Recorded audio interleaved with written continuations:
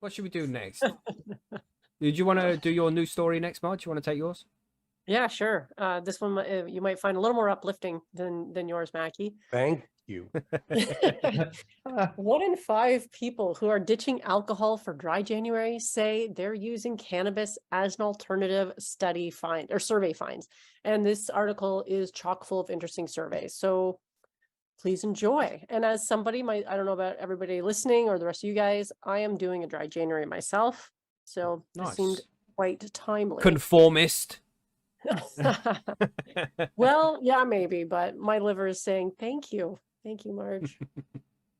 So 1 in 5 people who are abstaining from alcohol as part of dry January say they're using cannabis as an alternative to help them get through the month, according to a new study.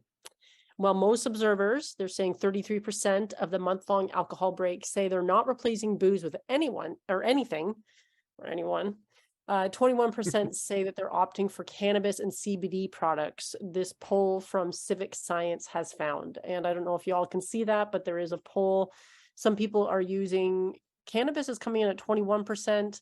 Some people are opting for non-alcoholic, alcohol-free beverages, or 20% are also doing soda, seltzer water products, or kombucha, which I thought was kind of interesting because I thought kombucha had small amounts of alcohol in it. Correct me if I'm wrong, but does. yeah, That's hard kombucha. I think you can get it without. Right. Well, some people are using that as an alternative, so that's what some people are doing. But yeah, 21% of the people are using cannabis as an alternative. So I guess that would be sort of like California sober. But marijuana and cannabinoids are the most common alternative, with more people saying they're using substances instead of alcohol this month, which I thought was kind of interesting because they're just saying substances instead of alcohol, then opted for non-alcoholic beverages. Okay, I already went through that. Sorry. Young people are the most likely to say that they're consuming cannabis over alcohol, with 34% of those for ages 20 to 24 getting high while going dry, compared to 24% of those 25 to 34 and 22% of those 35 to 54, which would be my particular age bracket, and 9% of those 55 and older. So it seems like the youngins are the ones who are really going for the getting high while going dry. That's kind of catchy. Gotcha. The results of the survey, which involved interviews with 938 people from January 6th to 11th, reflect a broader substitution trend that's been identified in multiple polls and studies over recent years. As more states move to legalize cannabis, more people are choosing to use cannabis over alcohol, as well as certain prescription drugs like opioids. And part of the reason for this trend appears to be related to the perceived dangerousness of various intoxicants, with most Americans saying that they believe cannabis is safer than alcohol and tobacco, as one survey released in October found. So that means the minds are changing, in my opinion. Finally. Yes. A separate poll released last year also found that more Americans now openly admit that they smoke cannabis or eat cannabis-infused edibles, yay, edibles, than they've smoked cigarettes in the past week. So people are smoking fewer cigarettes, smoking more weed. That's good. Or eating more edibles. Yes, also good. Because the toll on that on health and the healthcare system is well known.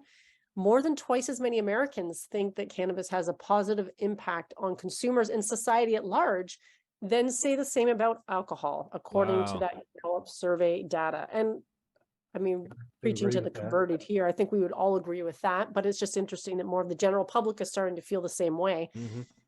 That's generally consistent with the results of another poll released last year, showing that more Americans think that it would be good if people switched to cannabis and drank less alcohol, compared to those who think that the substance substitution would be bad. Another federally funded survey shows the complete opposite. A federally funded study that was published last week also determined that people living in states that have legalized marijuana for adult use are less likely to experience alcohol use disorder compared to those in prohibitionist states, which I think we can all agree is a good thing. So and that's a federally funded study. So I don't know if that might be a step in the right direction towards getting federal legalization in the US. The substitution effect can also be observed through an economic lens. For example, Colorado and Washington State both took in more revenue from marijuana sales than either from alcohol or cigarettes in the fiscal year of 2022, according from a report in the Tax Policy Center. So it's good for tax revenues. They're finding the same in Arizona, it looks like. Massachusetts is also collecting more tax revenue from marijuana than alcohol. Illinois also saw cannabis taxes beat out booze for the first time in 2021. So it really looks like the places where it's legal, it's really starting to be noticeable. Like when they're bringing in more tax revenue for cannabis than they are for alcohol and cigarettes, I think that's pretty significant. It is. That's the kind of stuff that they can actually, the lawmakers will start listening to that. But, you know, is Right. it because they're taxing cannabis more, or is cannabis being used more? Well, that's a good, that is a good point. But I feel like alcohol and cigarettes, I don't know about down there, but in Canada, they're both pretty heavily taxed as well. Yeah, yeah. So I think they'd be a pretty fair comparison. So advocates and stakeholders have touted these data points. Not only do they underscore the economic opportunity of legalization, but the hope is that by providing regulated access to cannabis, that means that fewer people will use more dangerous drugs like alcohol, tobacco, and certain prescription medications. Wow, look at that line there. You know, few people use more dangerous drugs like alcohol, tobacco. It's like they are just accepting that cannabis is less dangerous than alcohol, tobacco, and certain prescription medications. It's like, damn. Yeah, and there's more. About 1 in 3 chronic pain patients report using marijuana as a treatment option, and most of that group has used cannabis as a substitute for other pain medications, including opioids. And this was a recent study published by the American Medical Association. Wow. And another study that they did that found a state-level medical marijuana legalization is associated with significant decrease in opioid prescription and use among certain cancer patients. Wow. I think that's pretty much the gist of it. Let's see, there's a study released in September similarly found that giving people access to legal medical cannabis can help patients reduce their use of opioids or cease use of them altogether. And it looks like the pharmaceutical industry is taking a serious economic hit after some states have legalized. So, boo. Yeah. What a shame. What a shame. You know what? I feel like they'll make it up in some. We're never going to get rid of the pharmaceutical companies. There is, you know, they do have there was some big thing released over the last couple of years that made them a fuckload of money anyway. So I'm sure they've made up for it in other ways. Exactly. So maybe they're, you know, making a little less money on the opioids, but there's still certain things they're making money on. So. Yes. But anyway, we won't say what they are because, you know. YouTube. That's basically the gist of this particular article, and it started out with just like people using cannabis to help get through a dry January.